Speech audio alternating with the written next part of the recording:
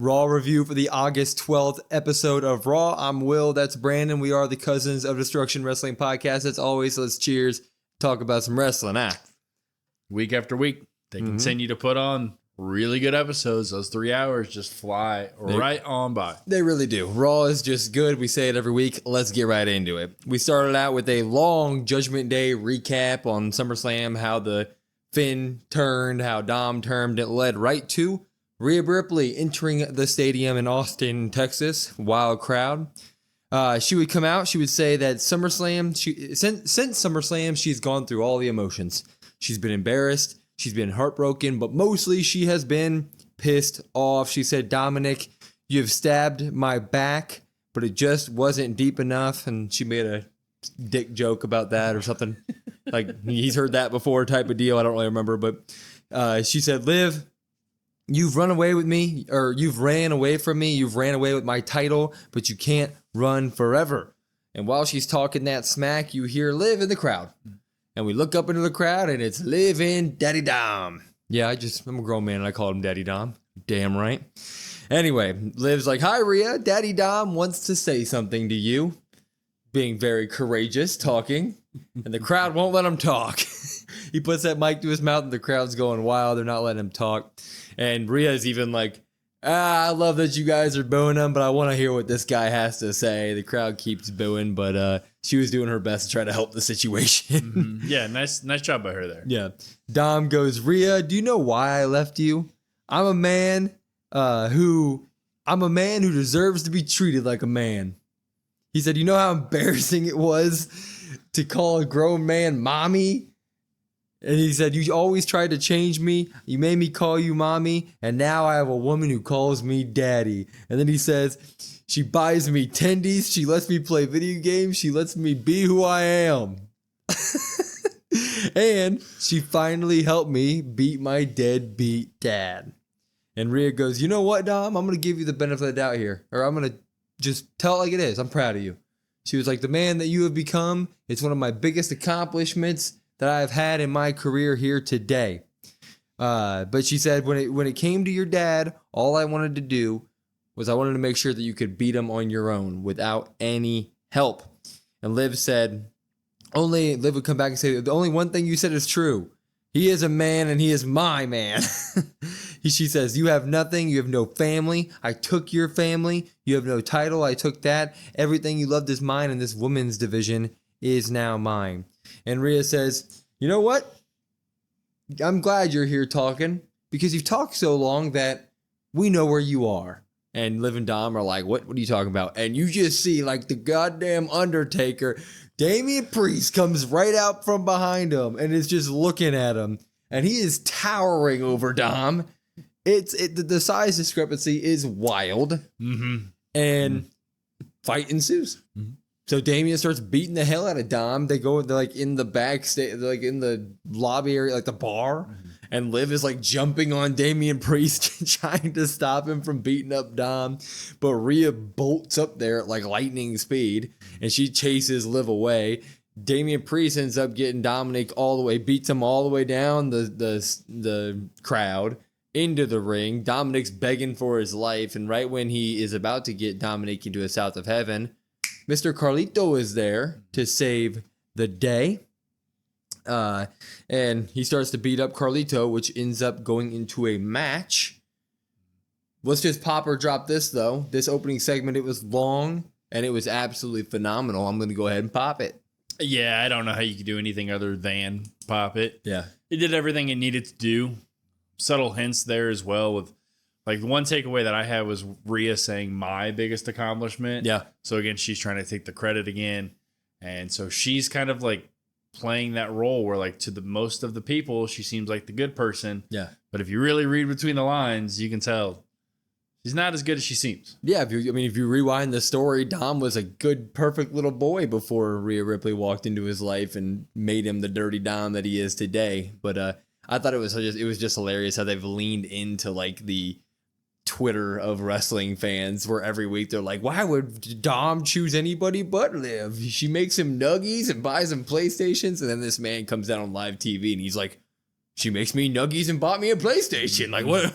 It's like fair, Dom. Yeah. Fair. I mean, that panders to the wrestling crowd. I mean, every man in the world would be like, yeah, that's all I want to do.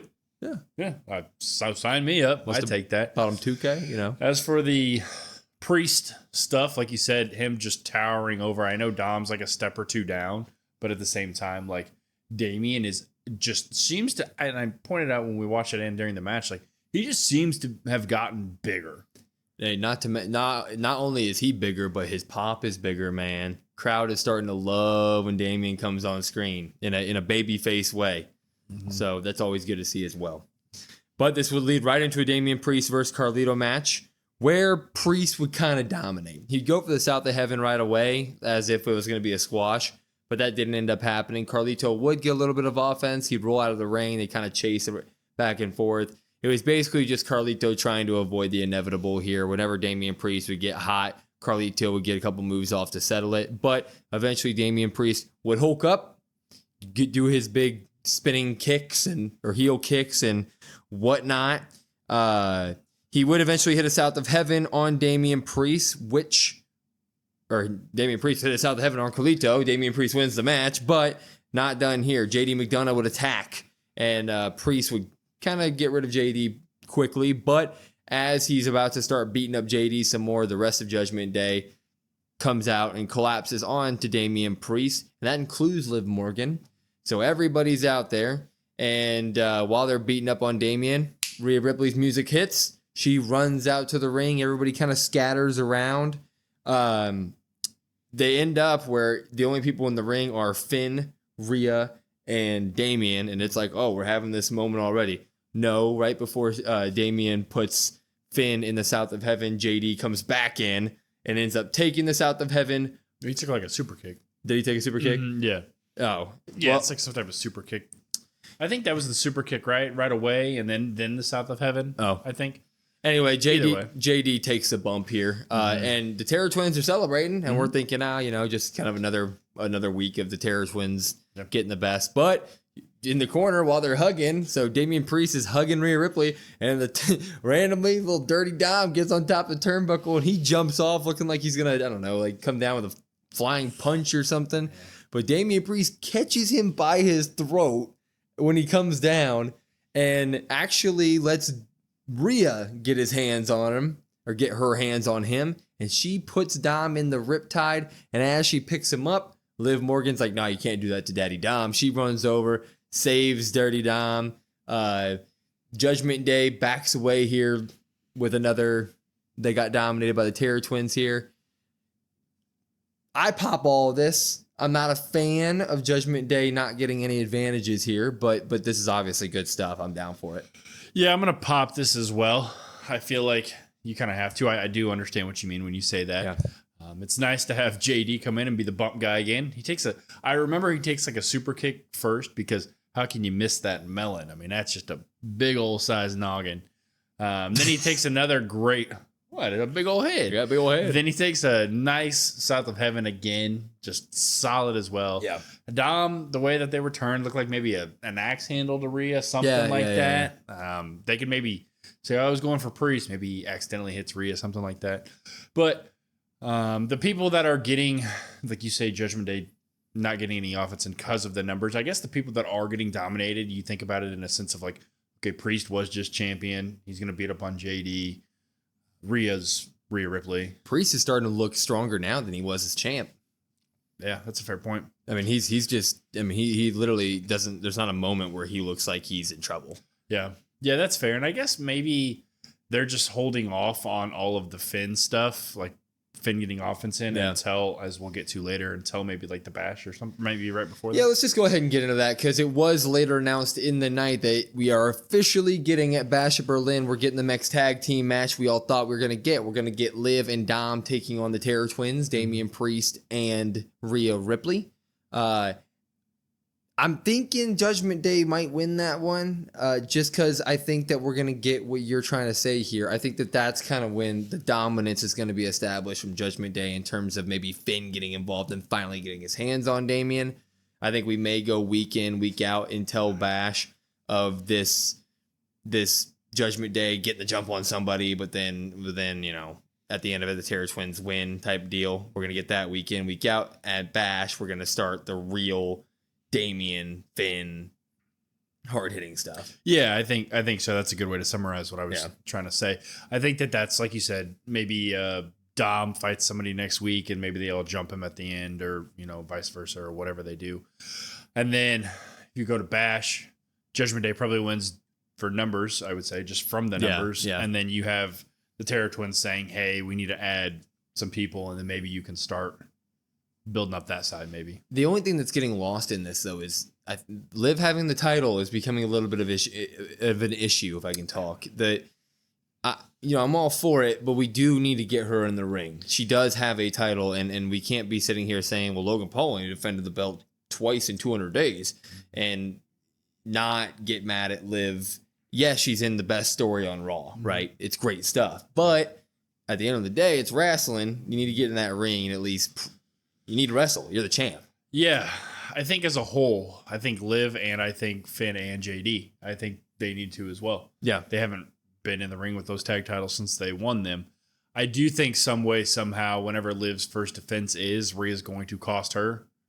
So then that way you can kind of keep building that up. Maybe you could say like, oh, well, the whole thing was kind of started with the belt, but I don't know who you'd even have challenge Liv. That's also the issue, is that there's literally no other singles competitors right now. That's kind of where they're all in women's tags. Yeah. All of them are in factions. Yeah. So, and I think maybe Rhea costing her, it'd kind of be like a Drew Punk thing. Yeah. You could build that up again, but like I said, you don't really need that. But even if it is just a quick drop, because you do need those belts defended. And if Balor and JD and Liv are going to defend them, we need somebody that's going to. yeah, and right now it's 100% that Liv's not defending it at Bash. So It's also tough, though. I will say, too, I guess I'm not going to like back WWE's decision for that, but I'm sitting here thinking about it. These 3 hours are so jam-packed that it's almost like those matches to put in, like to also build in addition to the Judgment Day, like that's just so much to cram in on a weekly basis that maybe that's why they're doing it, because they're like, we don't have time for all this. you can also tell they've just, when it comes to the women's division, they're just 100% focused on trying to get the tag belts to become some sort of have relevancy. So it's an issue, but we could talk about that all day. Let's go ahead and move on. We really could. Alpha Academy is backstage. Ivy Niles shows up. She's trying to get Maxine to join American Made. She's being all nice about it. She's like, look, I can talk to Chad and get you in, but Maxine's like, you know what? I'm sticking with my boys. These are my family. So no. Yeah, and Ivy's like, okay, you're going to pay for that. We then Thought you'd say that. We then get the only Wyatt 6 thing of the night. Yeah. They had a week off, I guess, but it was a tape. It was in the form of a Wyatt 6 tape, but really what it was kind of a, spotlighting their in-ring debut from the week before, but it was Bo Dallas in a chair with the screen's all old, and he's looking at a old TV. I forget what you would call them. It's like the TV we played games on when we were kids. But he said that everything is coming full circle, especially last week at the debut in Baltimore, because it was years before that on the same exact day that the Wyatt family debuted. And he said he was there. Something big is happening. And then the TV would go crazy and it would say a bunch of stuff, but all we could really make out was chaos must continue and other doors shall be opened. Yeah, and I also thought maybe I saw Freed from Your Past. Yeah. Something like that, which I guess would make sense. Once again, we filmed these right afterward to try to get it fresh, so I'm guessing the internet has found everything, but we haven't seen it yet. But it ends by saying, Bo says, "My life for you," and then the TV says, "There you are." So, we could pop or drop it, but it's good stuff. For being the only thing Wyatt 6 wise though in the night, kind of iffy. Yeah, I mean, I guess that's the thing. Like, I would pop it because I thought it was good. I thought it was well done. I thought it was well produced. Yeah, I'd pop it too. But it's also like, dang, that's all we got. Yeah. So a little disappointing in the end that's all that we got. We'd find out why later though, because Yes. Chad Gable was not here tonight. Chad Gable was in France for the Olympics. So. Yes. So I guess that's a perfect excuse they could say. Yeah.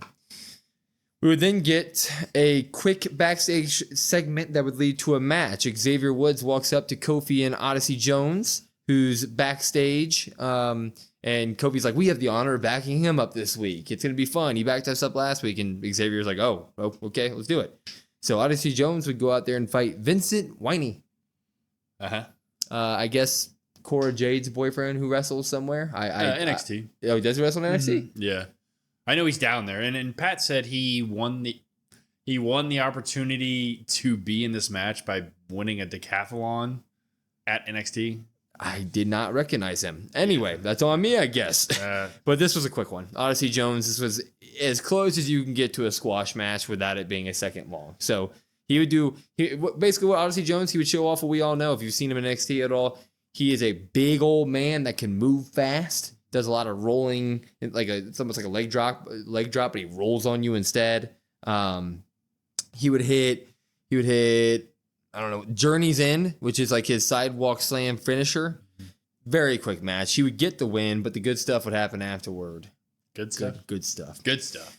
Final Testament would come out, and Karrion Kross would say, "This is more lies from Kofi. He's using Odyssey to replace Big E." Wait, no, he's using Odyssey Jones to replace you, Xavier Woods. You should see that. He's your replacement. And Xavier Woods would say, "Are you not tired of doing this?" And me and you at home are like, "Yo, we're tired of watching it."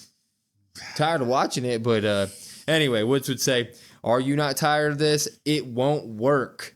You know what? How about this? Since we're here, let's do a tag team match, us two again." And then before he could get the words out, Kofi Kingston would snatch the mic from Xavier Woods, and he would say, "We're all here. Let's just make it a 6-man tag team match next week." So it's going to be New Day with Odyssey Jones taking on Karrion Kross and AOP. I'm going to guess next week. Mm-hmm. I hate to drop this because Odyssey Jones made his debut and stuff. It's not his fault. I like Odyssey Jones, but I can't get with it, man. I just can't. Week in, week out, it's blabber to me. It's a waste of minutes. I'm dropping it. Yeah, that's right where I'm at. It's not his fault, and it seems unfair to him to put him in a position like this, because I feel like the storyline, like when it first started, we're like, okay, New Day, like there's going to be like a heel turn. It's been going on for so long. We are, I think, going to eventually get that next week.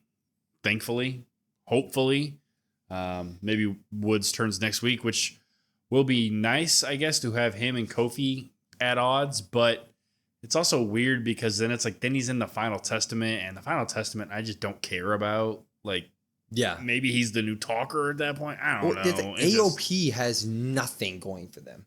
They're just big guys. Yeah, they're literally just big guys that look the exact same. Mm-hmm. I mean, there's nothing else there. No. And if we think about this story period from the day it started to now, has anything happened really that has furthered the Woods, Kofi thing? Like, you could say this, and this, but Xavier has shown he hasn't even mentioned it to Kofi. Mm-hmm. Like, they haven't even gotten to that point. So yeah, it's just like when Woods asks him, "Are you tired of this every week?" It's like, God, I don't know if he is, but I am. Yeah, I can't keep doing it. Anyway, we move on. Adam Pearce is backstage. He was dealing with something, but Drew McIntyre would walk up to him, and he was like, "Dude, I don't know what you're doing in my office. Punk isn't even here this week. He had travel issues." Mm-hmm. That's what he said. He had travel issues. And Drew would say, "Look, I don't even care about Punk. I already finished him off at SummerSlam. I won the match." Yep. He goes, "What I do care about is that you gave Randy Orton a title shot." He's like, "So what if Orton got screwed at King of the Ring? I've been screwed 100 times. And he goes, "But I'm not going to take it up with you. I'm going to go handle it myself." And Pierce is like, "Just be smart. I have Bronson Reed running around. I don't have to deal with you two."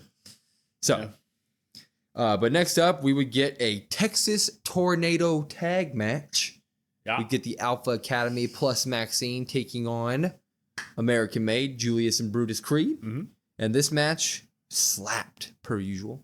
Chad Gable was not there, as we just said. He filmed a little bit of a promo beforehand that basically just said, once he gets back from France, he's coming after Wyatt 6, putting him back in the swamp. Because he's always been American Made. That was nice. That was nice. They had a new intro, and it was kind of cool. New logo, too. They did.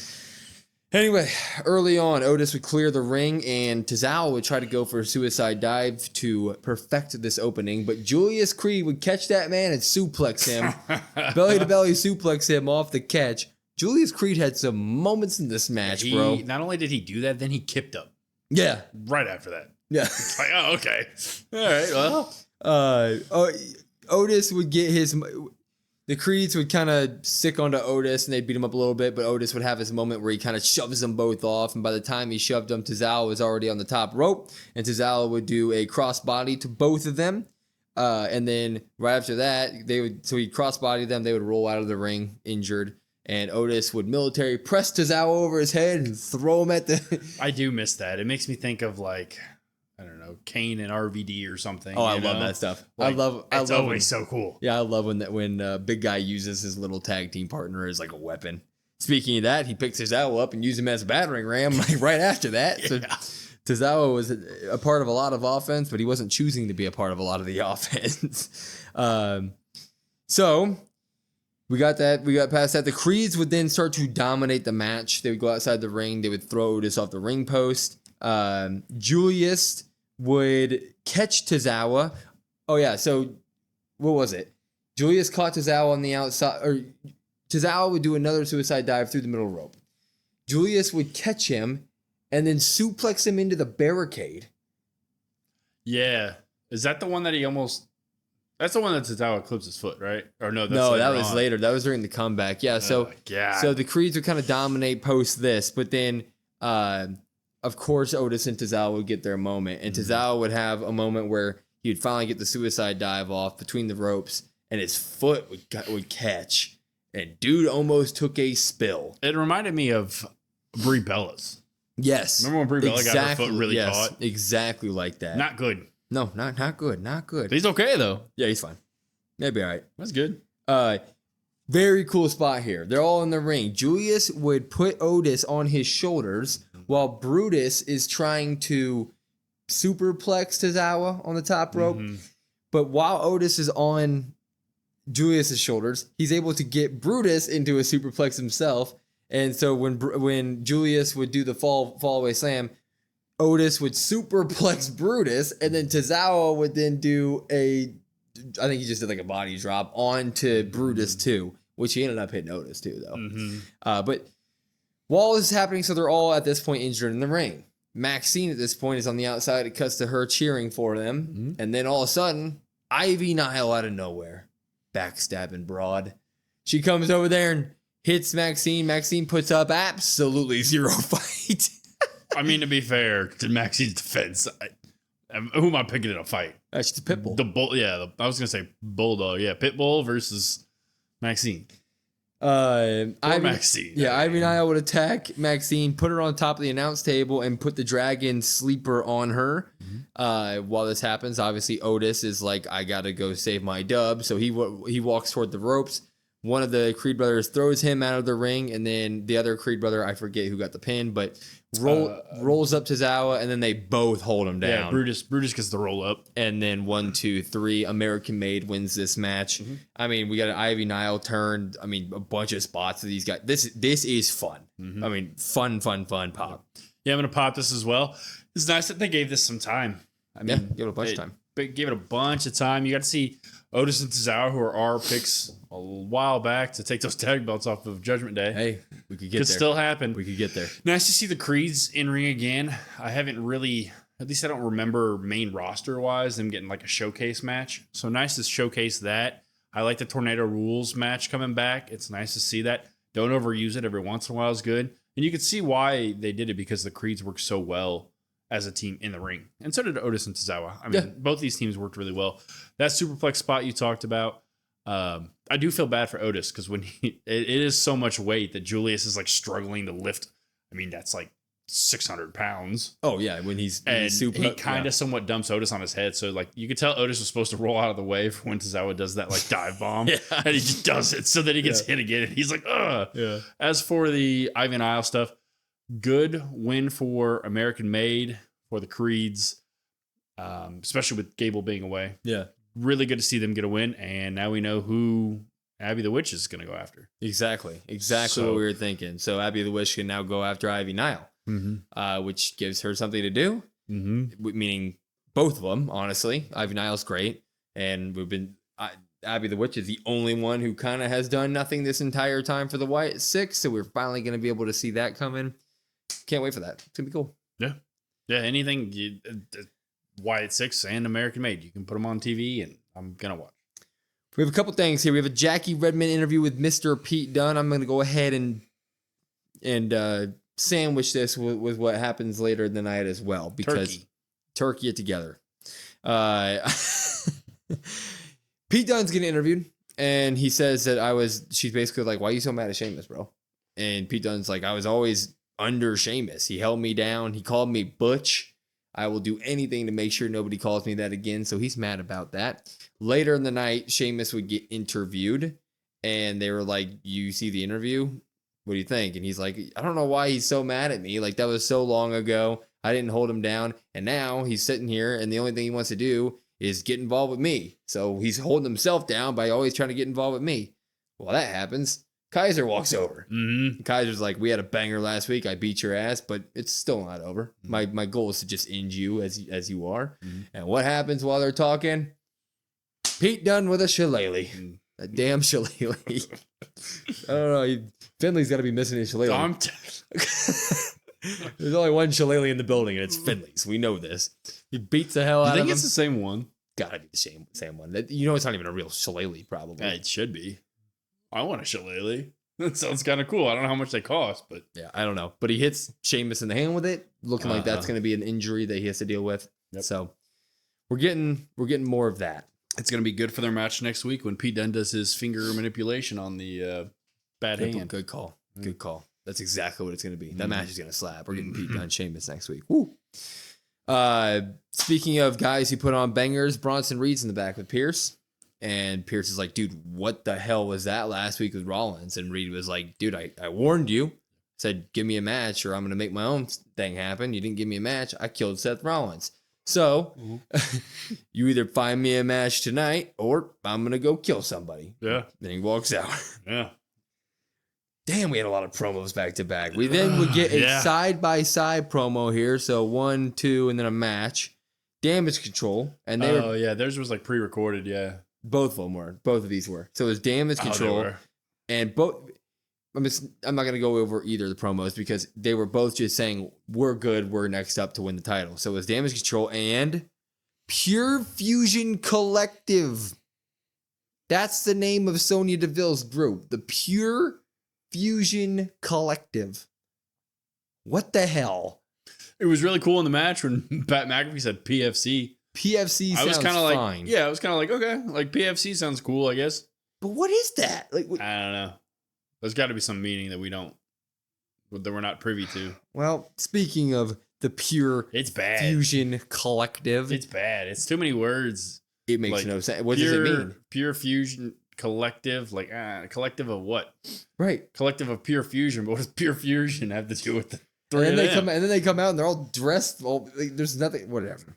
Anyway, they come out. There's not even no. We're gonna talk about the injuries. We talked about it when we were watching it. Like, there's no joint team. Like, American Made's a faction. Yeah, that you just come out to Shayna Baszler's like Tron.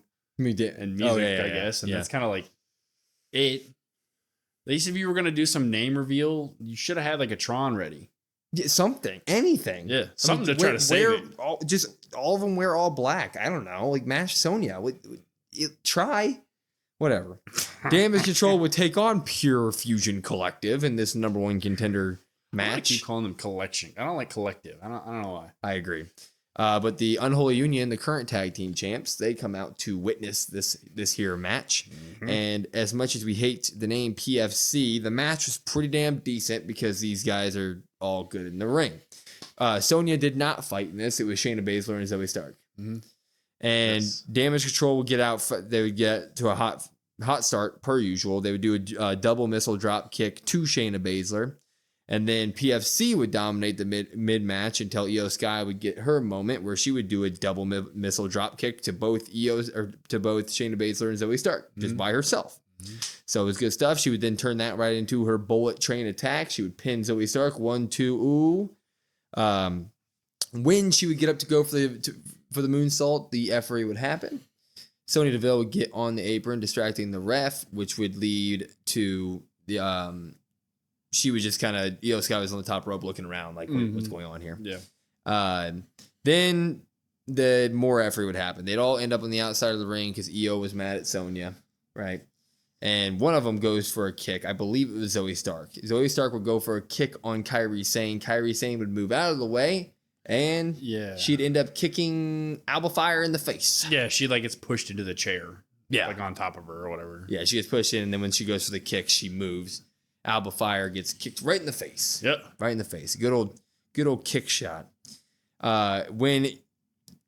Which is all that happened, yet somehow Io Sky was just ready in the ring with the moonsault. Yeah, she just she hit some sort of move. Yeah, but it was nothing big on the outside. Yeah. And then but Shayna Baszler or Zoe Stark was just in the ring laying there ready for Io to moonsault her. Mm-hmm. She hits the moonsault.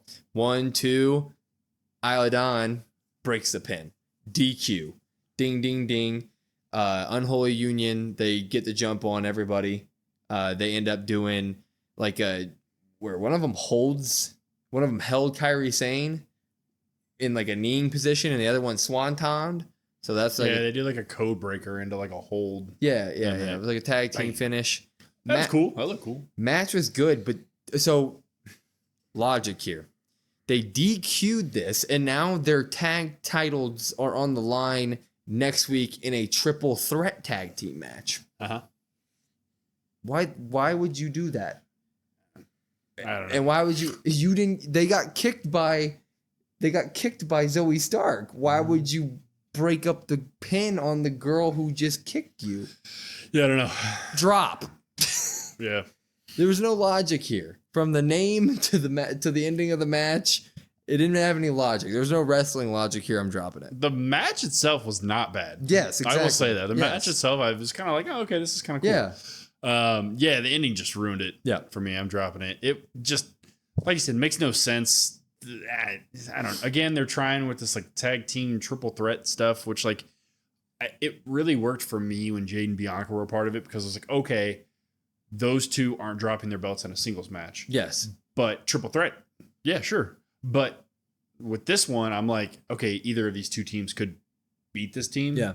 So I'm assuming, like, we think way far in advance, you probably get Dakota Kai somehow screwing over Damage Control. I hope so bad. Or something along those lines. I mean, logic would say she comes out and helps Damage Control, but maybe she starts to help him and then turns on him or something. Something to separate her would be nice. Yeah. And you could take those belts off of Unholy Union and put them on Zoe and Shayna, I guess. But I don't know. This whole thing just made me not excited for the match. You really want the Pure Fusion Collective to be champions? The name alone. No, I don't. Look, we try to be positive, but that name is bad. I don't. Like, you can't defend it. I want Shayna Baszler and Zoe Stark to have the belts. I want Sonya Deville to have it. Not Pure Fusion Collective. I want those two to have the belts. That makes no sense. Anyway. They ruined it. They're going to have the belts, and it's going to make me mad because they ruined it for me with the stupid name. What are their side plates going to be with a name like that? PFC. Yeah, whatever.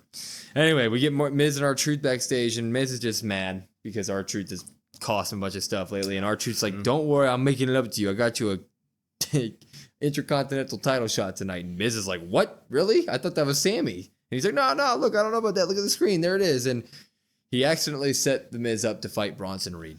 Huh? And Bronson. Yeah. Bronson. True. Yeah. And Randy Orton's there, though. He's about to walk out to the ring, and Randy Orton's like, you're the Miz. And he lists all of Miz's accomplishments. He's like, you got this. And Miz is like, hell yeah. And then he walks away, and Truth's like, you really think he's got this? And he's like, yeah.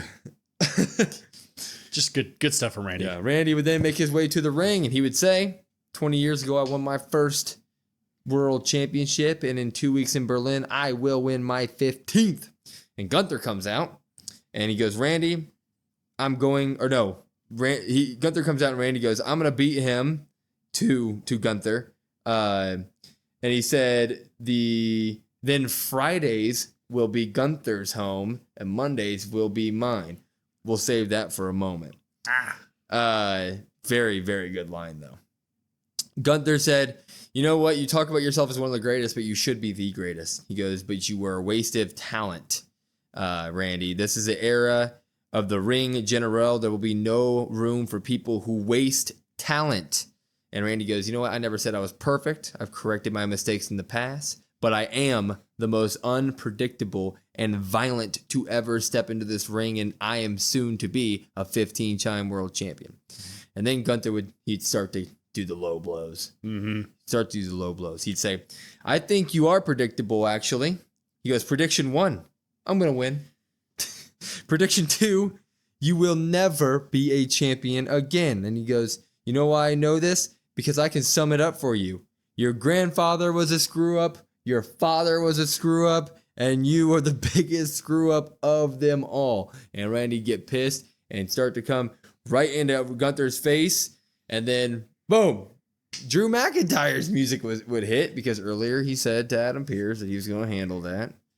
Yeah. I guess. Yeah, he did say that. Yeah. And right when the music hits, Gunther would turn and be like, what the hell? And when he turned back to Orton, Orton would give him the old RKO. Mm-hmm. So Randy has RKO'd Gunther. Yep. And while Drew McIntyre was, I guess he was going to attack Randy at this point. He took his shirt off. I think he was just going to attack whoever, probably. I mean, he's going to make a statement. And right as he was about to go into the ring and attack whoever, CM Punk is actually there. His flight did not get delayed.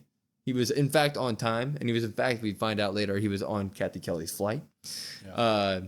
But Drew would try to hit him with his belt. Mm-hmm. Literally his belt from his pants. And Punk would steal it and end up hitting Drew with it and chasing him off. Yep. This whole thing was good. I don't like the CM Punk stuff being randomly thrown in here at the end because Randy and Gunther were cooking. Let them cook for a minute. But I'm going to give it a pop.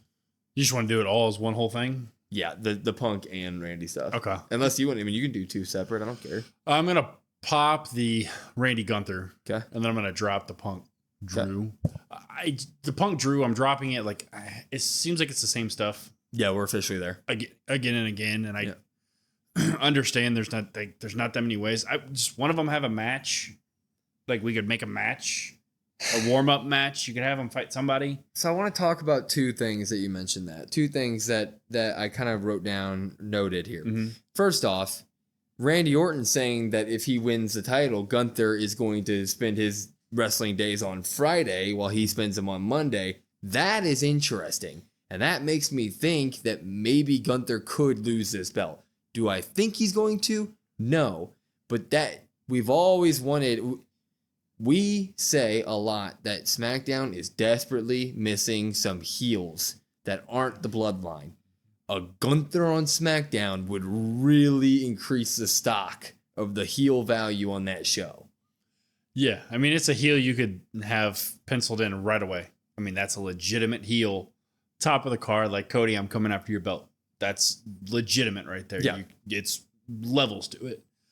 I don't think they're going to do that, but I do like the idea of it. Yes. It just seems like, and maybe we're wishing too much for like the Orton Cody thing. Yes. Maybe that's like us hoping that happens instead of this. But I just think that maybe, God, I'm trying to think out loud at least here. But like you have the Punk, Drew, Orton, because then like who would go after Orton for the belt? I don't know. Maybe Drew. Yeah, Randy with the belt on Raw just doesn't make much sense. No, that's the issue. No, yeah, that's yeah. But I do like the idea. I mean, he did kind of randomly throw it in there, and it makes no sense. Yeah, but like it does give you a hint of like, oh, he might actually drop this. It won't happen, but it's an interesting thing to think about, man. Mm-hmm. Yeah. And then second, you mentioned how you don't like the Punk and Drew stuff because we need to see like. My thing is, it feels like on Raw is great, but it feels like no matches from Rhea Ripley, no matches from Jey Uso, no matches from Drew McIntyre, no matches from CM Punk. No, it feels like a lot of these people are just kind of sitting out the wrestling aspect of professional wrestling lately and just sticking to their stories, which is fine if your stories are good enough. But with this Drew and CM Punk stuff, it's official. I need to get them into the ring a little bit more. Like just singles matches like Damien has, stuff like that. Yeah, he could, I don't know, one of them could go fight Carlito. Something like that. You have a bunch of workhorses on Raw that can go in matches. Even if it doesn't make any sense, have Drew fight Ludwig. I don't know. Yeah, right. Just something. Agreed. You could have, like, they need to be in matches more for me to care a little bit more. Especially, I would like to see Punk again on a match. Like, I agree. More so than Drew. It's been so long since Punk's been just, like, wrestling a random match that I really need to see that. As for the hint at the strap match, I guess, is what we're thinking with the belt. Yes. It makes I don't know if it necessarily makes sense. I mean, I guess it does in the sense of like, I want blood, revenge. It's nice to see the old matches come back. Like we keep talking about 2 out of 3 falls tonight, Texas Tornado match. You get a strap match in there. Like it's nice to see those come back. But I do want to see some singles action because especially somebody like Punk, like you've been out for so long. I understand that he is injury prone. I get that. Just put him in with somebody that's safe. Have a 8-minute match. Agreed. Something like that. Anything. And then you can have Drew come out after or vice versa. You could have somebody do a run out after. Agreed. But I would like to see wrestling. Jay, I don't know what they're doing with Jay. Rhea Ripley, I would like to see her in there. But again, that's who does she Live? Yeah, who do the women wrestle? I don't know. Jay, I don't know what he's doing. But it would be nice to see the wrestlers. We're very high on the stories, but we do need to start seeing these people in the ring. That needs to happen. Yeah, and I don't know how you carve out some of that time, you know? Agreed. It's tough. You did mention it, but Punk backstage said that he lied about getting in flight issues with Kathy Kelly, and he said that he doesn't care that Drew has that bracelet. He could throw the bracelet away for all he cares. He cares about the names on it and how it's disrespectful when he wears it. But he says that he knows how he could maybe, spice up this rivalry, and he pulls out the belt. So we may be getting a strap match here at Bad Blood, which would be something. Yeah. Did he say Bad Blood? They're not making it. Or not at Berlin. Or did it? He didn't. I guess he didn't specify when. But yeah, we're gonna. I guess we will see. He also did quote a Will Smith, "Keeping my wife's name out your mouth." He did. He did. We then would get the Miz versus Bronson Reed match, which wasn't a squash match, which No. I thought it would be. They let the Miz cook. Thank God they did. Yeah. So the whole thing was basically the Miz was kind of just too good for Bronson Reed and too fast, but just couldn't do enough damage. So Miz would do all of his patented moves, his baseball sliding drop kick out of the ring. He'd do the thing where he slides under their legs. Kind of the disappointing part was very, very quickly, Miz was kind of dominating the entire match, but then he would get hit with a Death Valley driver directly into a tsunami. 1, 2, 3. So the match was over that quickly. Like Miz did 90% of the offense this match, but Bronson Reed finished it off. So it wasn't quite banger of a match that we're used to from him. But the stuff would happen afterwards. So Bronson Reed was not done. He wants to kill these guys. Now he's making statements. He goes up to the top rope. And he's going to hit Miz again with it, but R-Truth is there. So he's like, no, you're not doing that to my tag team partner. He rolls Miz away. Because of that, Truth takes a tsunami. Yeah, like a crossbody one. Yeah. A crossbody one. And then he takes another tsunami. And he takes another tsunami. And then, Adam Pearce, everybody comes out there yelling at him. He takes another tsunami. And then he takes another tsunami. And then it's finally looks done. There's a really good shot of Pearce like screaming at Bronson Reed, and they roll R-Truth to the other side. And then guess what happens? He goes to the other turnbuckle, he hits another tsunami, and then you really think it's over. He does the thing where he's like sitting posing for the camera. Him and Adam Pearce are walking out, and Pearce is talking about how he's gonna get suspended and all this stuff. And then he turns around, he hits him with another tsunami. So Bronson Reed continues his tsunami spree here. I already mentioned how I didn't think this is the worst Bronson Reed match we've had in a while in terms of the in-ring quality. But moving on this story, and the Miz getting singles action was great to see. So I'm going to go ahead and say I'm going to pop the whole thing. Yeah, I'm not maybe as critical of the match as you are. I thought the match was fine. I thought it did its job. It wasn't a 20-minute classic, but I don't think it really needed to be. I'm going to pop the whole thing. Nice. Miz looked good. Nice to see the singles action. Nice to see Bronson Reed kind of, he gave up some offense to the Miz. Miz is the more experienced guy. But then as soon as Bronson Reed gets his hands on him, it's over. I liked that element. Like, quick fair. stop. That's probably at least how I thought that they were booking it. That's fair. And then we were talking while the match was going on, like, oh man, they're not going to write Miz off TV, right? And because we love the Miz. Yeah. Can't do that. And they write R-Truth off. Yes. Probably. And I love R-Truth, but it's nice to get the Miz away from that. I totally agree. He can get into some more serious stuff again. Bronson Reed looks like that monster still. The crowd's even chanting one more time, so they're all about the tsunamis at this point. Yes. It's amazing to me how in 2 weeks they did more than Bronson Reed had done for him the entire time he was in WWE. Agreed.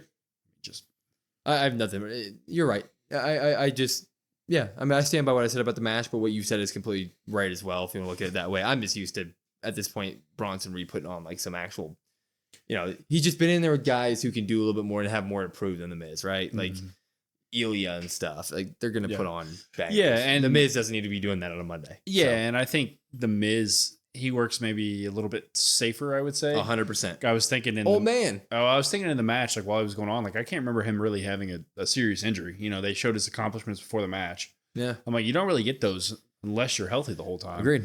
So in-ring safe style, and he's not as hard hitting. So like I kind of knew that we weren't going to get the, I agree. banger. We would get the announcement of the mixed tag match that we already talked about. We get a small Judgment Day promo where basically Dom would say Terror Twins are a joke. There's no couple, there's no team better in WWE than him and Liv, and that they were going to win. And then Balor warned Damien that backstabber Balor is now out and about, so watch out. This would lead into our main event of the night. We would have Sami Zayn and Bron Breakker, 2 out of 3 falls for the Intercontinental Title. Beforehand, Jey Uso was backstage hyping him up, basically saying after this, you're going to go win the IC title tonight, and then you and I are going to go get those tag team belts from the Judgment Day right after. That's it for Jey. Oh my God, they're wasting that guy's talent. All right. Match would start. 2 out of 3 matches, and I'm looking at my watch going, there's 16 minutes. Mm-hmm. So here we go. Yep. And they got the most out of it. So Sammy would start hot, throw Braun out of the ring, do his suicide flip over the top rope. But Bron Breakker would take over right after this. And the whole match was all about, this is like the 3rd or 4th time they fought. They know all each other's moves. That was the through line throughout the match, which is great. I love that type of continuity in wrestling. Yeah, I really like that. Like, especially, you might get to it, but when Sammy goes to do that off the rope, like springboard behind the person, Braun catches him and Germans him. Yep. I'm like, there we go. Yep. There we go. Like it. No complaints here except for one big one. It was the first fall of the night. So Braun is dominating Sammy at this point. We're not even getting hulked up Sammy or anything. Braun is just kind of corner stomping him and clotheslining him, just kind of where they're putting him in the corner. And Braun does the thing where he goes to run off the other turnbuckle and charge up, right? But the second that he runs away, Sammy follows. Helluva kicks him. 1, 2, 3, first fall. We're like 4 minutes into this match. 1 Helluva kick. I get it. It's a 2 out of 3 falls, and it's entertaining to get to the 3rd one. But he's still my champion, and if this was you're telling me if this was a normal match, Braun would take the pin there.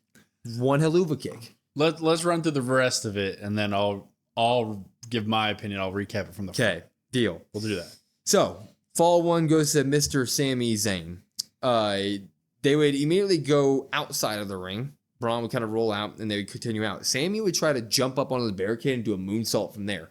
Braun would catch him, run the width of the ring, and throw him over the barricade near like the timekeeping area and the bell. And when he did it, he like overshot it and he fell with him and he kicked the cameraman. Yeah, they had that really cool camera shot of the cameraman running behind Bron Breakker. Like the production value, not only the camera angles, but then the scorecard. If you want to call it they had a that. scorecard underneath that Like, had it's very just cool. so good now. So good. This would lead to a top rope Frankensteiner from Mr. Bron Breakker, patented at this point. 1, 2, ooh, though. And then he would immediately get him up, do a gorilla press power slam. And then he would get him up, rope run, spear, 1, 2, 3. Very convincing second fall. 1, 1 on the ticker. They go back to the outside of the ring where Braun would clear the table off, or he wouldn't clear it off, but he would put Sammy next to it, and he would do his other patented move that he doesn't do as often anymore, but it's so cool, where he's on the ring apron and he jumps off and clotheslines Sammy across the announce table. Yeah. So cool every time he does it, and he nails it every single time. It's so good. It's so much could go wrong there, and it never does. Never does. Sammy would squeak back into the ring at a 9 count, though, of course. Yeah. Sammy would do a sunset flip power bomb off the top rope to Bron Breakker, getting a 1, 2, ooh from the crowd. Sammy would go for an exploder in the corner, kind of doing his Hulk up sequence.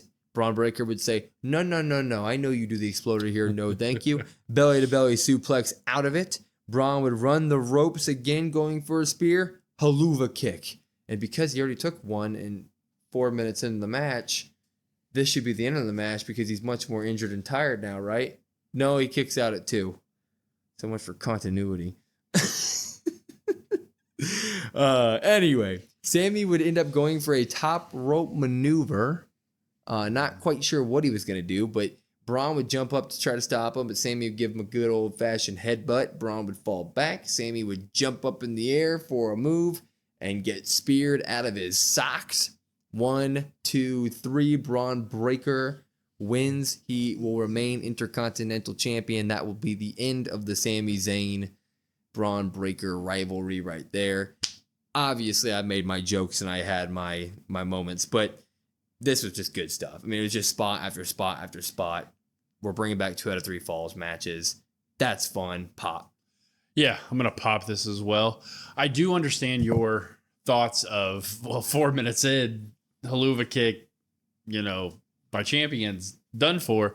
I kind of wrestled with that idea as well, like the thought process of it. But then I thought to myself, like, okay, like it is a 2 out of 3 falls. And I feel like they did it this way to have Braun kind of defiantly put the hammer down. Like, I beat you back-to-back times, back-to-back falls to end it.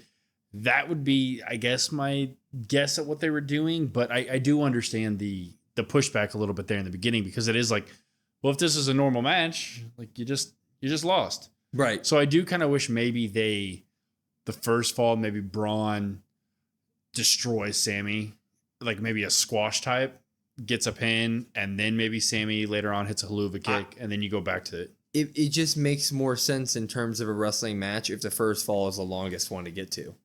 That should, to me, that's how it should work. Like the first fall should take, if your match is 17 minutes in a 2 out of 3 match, 2 out of 3 falls, your first fall should take 11 minutes.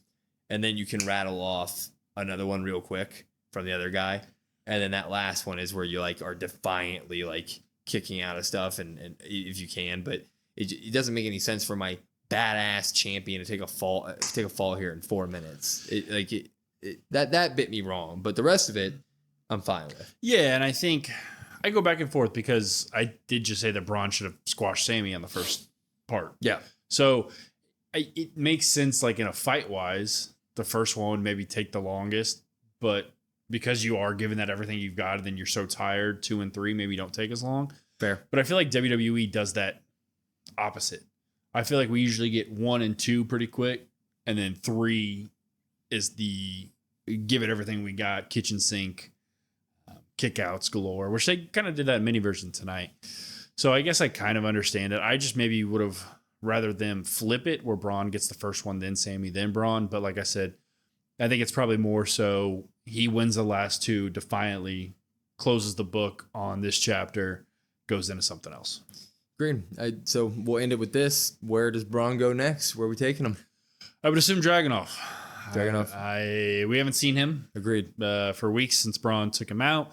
It just makes the most sense. There is a bunch of mid-card talent, so I wouldn't be surprised if that's like the next feud we get, but maybe, I don't know, next week he fights Ludwig, and then he, I don't know, gets a return Dragunov after the match, something like that. Yeah, I mean, I think that there's obviously history there already established with these guys, and it seems like it's the obvious next thing to do. But I think a little bit of me wants to see Bronson Reed now. Like, I think that you got to capitalize on him being a badass by throwing him in there, and him and Bron Breakker could just destroy each other in a couple matches, maybe even having a couple no contests where neither of them can stop, and refs have to stop the match, stuff like that. But so I would like to see that as well. But all I know is that we're finally away from the Sami Zayn Intercontinental Title era, and Bron Breakker can really go start to be his own champ, and that's going to be nice, and I can't wait. So yeah, you can tell how much WWE loves him, how much he is that next guy up, and he's taking this opportunity. He's running with it. I mean, people tonight loved him. Yeah. I mean, it made a lot of sense. We love him. I think a lot of people online love him. He's also great with like community stuff with the fans. He's also super nice to them. So it's like, he's pretty much like the perfect next gen wrestler. Happy to see it. Anyway, another pop from us for this week's episode of Raw. Hell yeah, man. Good stuff. Let us know in the comments what you think. thought about this episode of Raw and the future of Bron Breakker and the Judgment Day and all that great stuff. Follow us on all of our socials at COD WrestlePod, COD WrestlePod. Listen to us wherever you get your podcasts at, Apple, Spotify, etc. And also, if you want to join our Discord, go into our bio, our link tree. It is there. Come join. Talk wrestling with us. Those who have already joined, thank you for the comments. It's been a lot of fun already. And when it comes to the Discord and the pod overall, if you think that you know somebody that liked this content, please share it. Yeah. Anyway, that's a long-winded. Good thing you work out. we gotta shorten that up. Getting the cardio in, you know. Anyway, I'm Will. That's Brandon. We are the Cousins of Destruction Wrestling Podcast. We will see you next time.